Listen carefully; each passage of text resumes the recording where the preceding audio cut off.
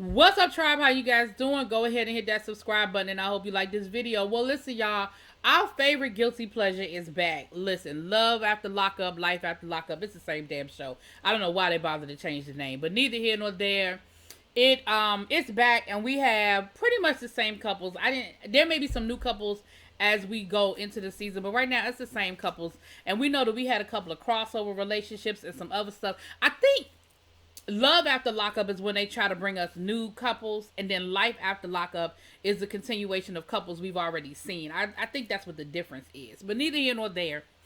We start off with Lindsay. Now, Lindsay is getting out of jail. Now, if y'all remember Lindsay, Lindsay is the one that was with Scott last season that totally lost it and destroyed his property, and then he ended up calling the police on her, and he got her locked up again. Now, I believe, if I remember correctly, didn't Scott pass away? Like, in real life, I think Scott actually passed away. Don't quote me on that, but I think I remember reading that somewhere on the blogs a while back. But she's out of jail, and she had her friend Blaine pick her up from jail. First thing she did was call her daughter, but she said her mama ain't really messing with her right now because her mama tired of empty promises. And she said, you know what? I get it. I can dig it. Let me say something about Miss Lindsay. Now, I know from the previews, it looks like some stuff go down later on, but she actually seems in a better space this time. She looks good. She don't look crazy. Like, you know what I'm saying? Like, she was, and she looks like she really is in a better space. Now, again, I know she ended up acting a fool later, but in this moment, she's cool. Now, Blaine is somebody that she used to roll with and do dirt with, but he done got himself together. He done cleaned up his act, and he has gotten himself together. Now, we also find out, which, of course, we already know, it was all in the gossip blogs and stuff like that she actually slid into Deontay's DMs, and the two of them have actually started dating. Now, if y'all don't remember Deontay is the guy from Virginia who was dating Nicole, who ended up leaving him for the woman that she was dating in jail, and they ended up getting married. But he said Lindsay slid into his DMs. He didn't have to chase her. He said Lindsay ain't about his money, and I think he gonna actually get some poo-poo from Lindsay. He ain't getting nothing from Nicole. And of course he's smitten, child. He's all in love, talking about he love her. Poor Deontay, because he gonna get his heart broken again. And he really seems like a really, really nice guy. But he just make bad decisions on top of bad decisions, and he compounds it with what? More bad decisions. But she calls him, and he's all like, baby, you out for real? Oh, man, all right, but I'm going to be there, because she in Mississippi and he in Virginia. All right, I'm going to be there first thing tomorrow. Oh, yeah, I can't wait. So, child, he on his way to go see her.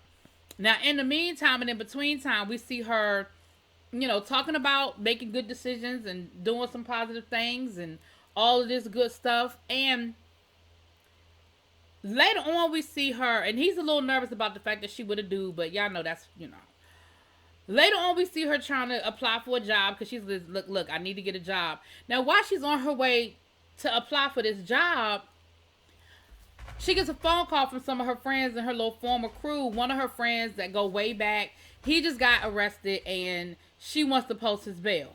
Well, she pulls out a stack of money, a stack of $100 bills, and she's like, yeah, I still got some money left over from my drug dealing days, and Blaine's been holding it for me.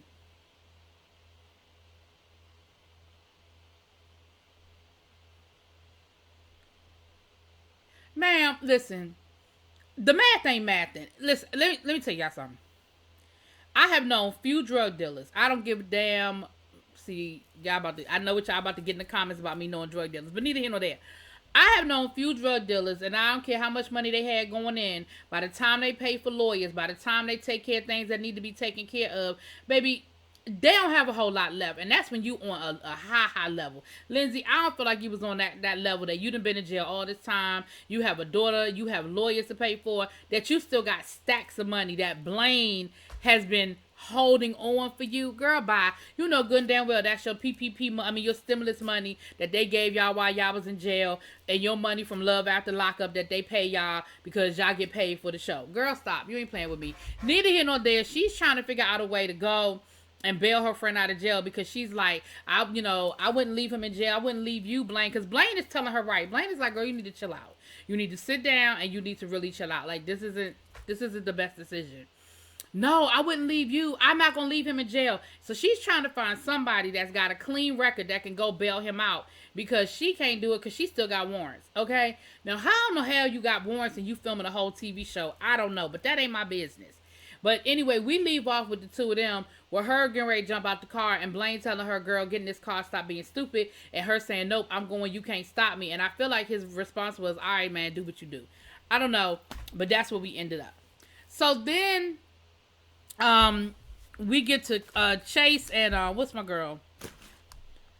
Oh, Lord. Had to get to my notes. So we get to Taylor and Chase. Now, we left off with Chase proposing to Taylor. And so, we pick up with them all happy and giddy and, the morning after the afterglow of the proposal and everybody's happy.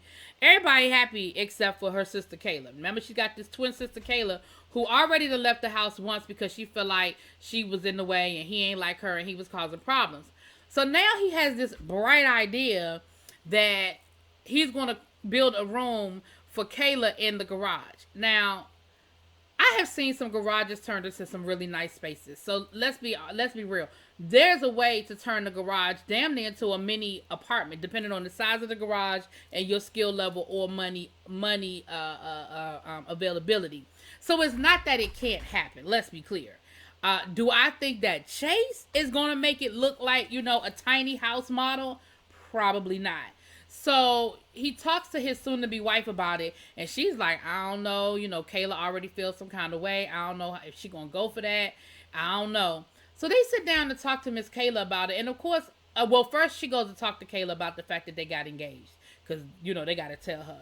Kayla's not happy. She ain't feeling it. She's not enthused by it. She don't like it. She don't think it's a good idea. All of the above. You name it, it's all of the above for her. But they end up convincing her. She ends up convincing her, like, but it's going to be great. I love him. He loves me. We're going to make it work. Yada, yada, yada. Blah, blah, blah, blah. Blue, blue, blue.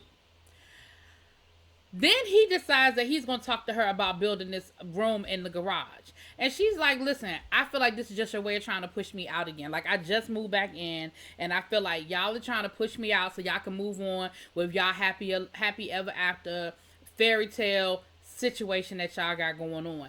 And she was like, no, that's not what I'm doing. I really am trying to make this work. I really am trying to,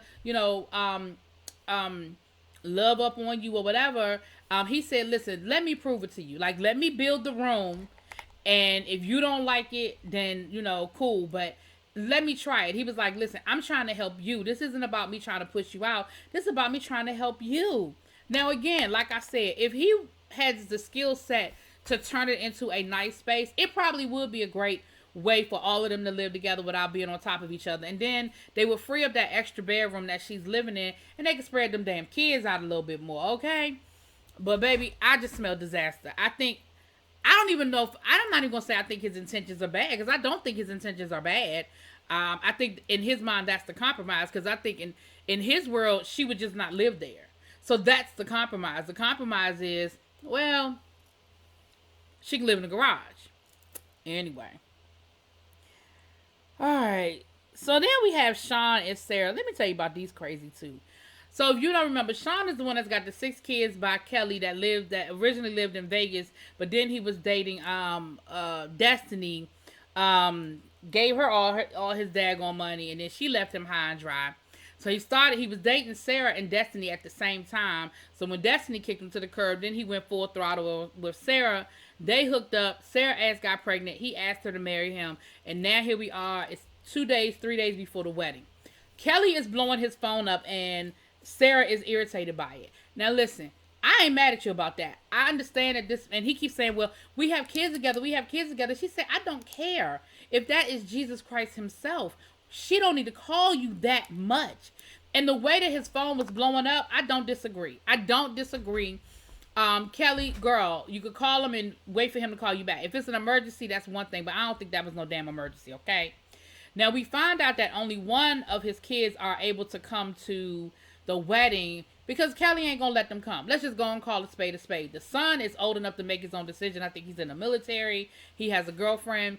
So the son is coming and a couple of his family members are coming. Sean, my issue with Sean is it's always a lie with him. He doesn't even know how to tell the truth. So he lied to Destiny about his age. He lied to Destiny about how many kids he had. He lied to Sarah about the fact that he was dating Destiny. He lied to Sarah about some other stuff, child.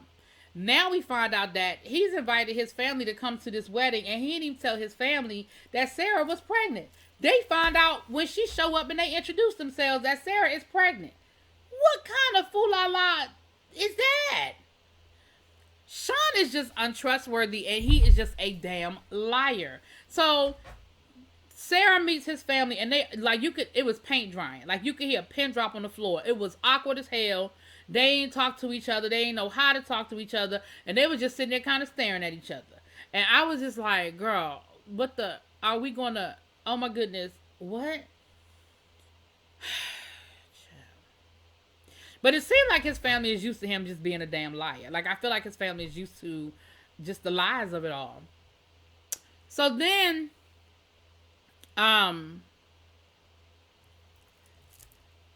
he's out with his son picking up the tux. The son don't even know if he's going to be in the wedding at this point.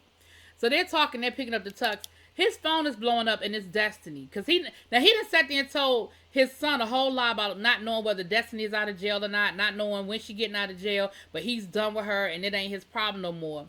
Destiny is blowing his phone up. He goes outside to talk to her. Come to find out, she been out of jail for a couple of months, and she been calling him the whole time.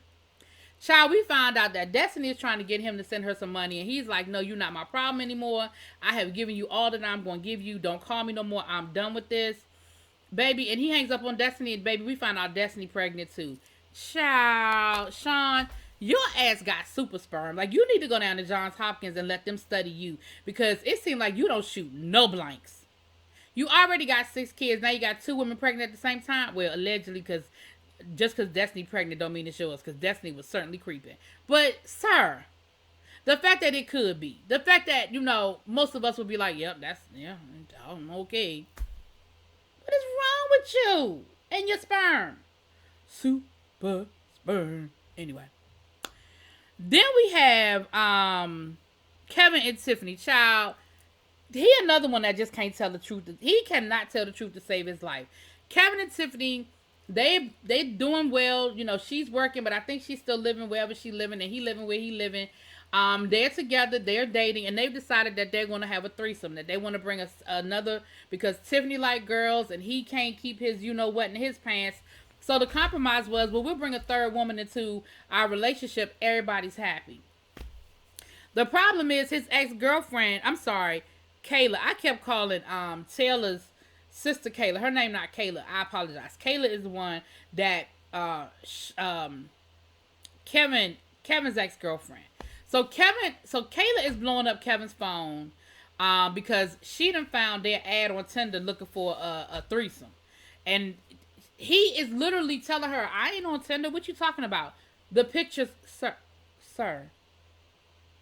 There is a picture of you and what's the girl name? Shoot, Tiffany on Tinder looking for a threesome. And you literally are telling her, I'm not on Tinder. I don't know what you're talking about.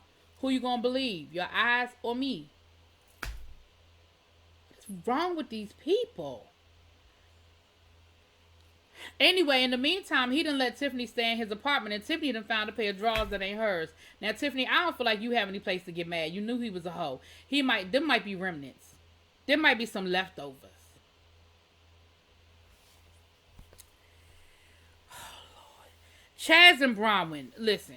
They still not living together. He's in Kentucky. She's still in, in Denver.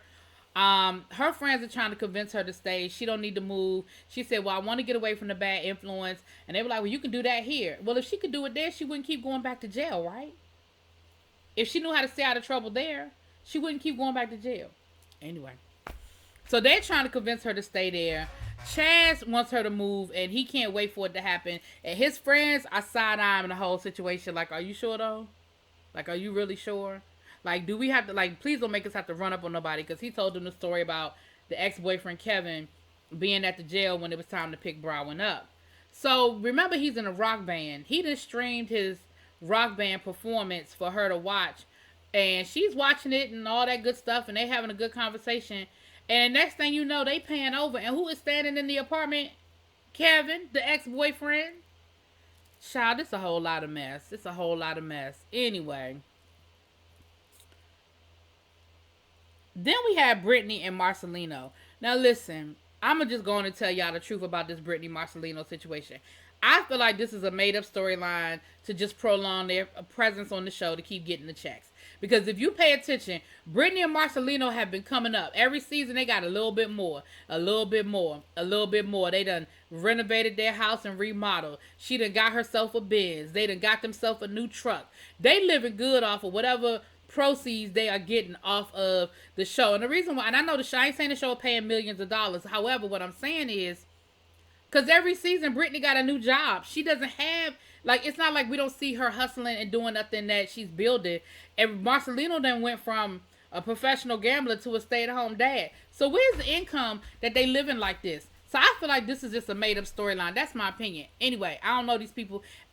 Whatever. And I think because they're fan favorites, so that the show keeps letting them come back on. Anyway, she is now in real estate, and we see she's doing, she's looking very professional and everything, and she's on her way out to go show a home. She said this is the biggest house she showed. It's $1 million home, or I think might even be a $3 million home. We see her, I guess, is with her mentor, who the first thing he says when she gets there is you need to turn your phone off. So I knew then, we're going to be dealing with a problem because she done turned her phone off. So Marcelino, we see him on the other hand being Mr. Mom, struggling, taking care of the kids. And we see him texting somebody, right? So here we go. He into some shit he ain't supposed to be doing. He texting.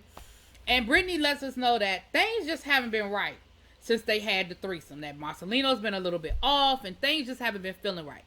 Now on Marcelino's side, he's like, listen, I need attention too. Like, you can't just ignore me and neglect me and expect that everything is going to be everything with our relationship. So here's the setup, right? So we see her showing this home. Marcelino trying to call her. She's not answering the phone. So he packs the kids up and literally drives them to the house while she's in the middle of showing this $1 million home. Now, that's stupid on so many different reasons. One, because if that's the only income that's coming in the house, you playing Mr. Mom, why would you screw up the potential of her getting her commission off of a multi-million-dollar home? Like, that's just dumb. Two, how you just, like, it don't even take common sense to know that that's not a good idea to just pack your kids up and drop them off at your wife's job. Like, wherever her job is. He told me something, I got things to do too. You agree. So you got to figure it out. And she was like, are you kidding right now? And then he leaves her with the truck and he jumps in the Benz. Now, Brittany, you need to just whoop his ass. If this ain't a fake storyline, you need to whoop his ass. Because that right there, that's crazy. Anyway, y'all, that's the episode. Y'all let me know what y'all think. I'll talk to y'all later. Peace.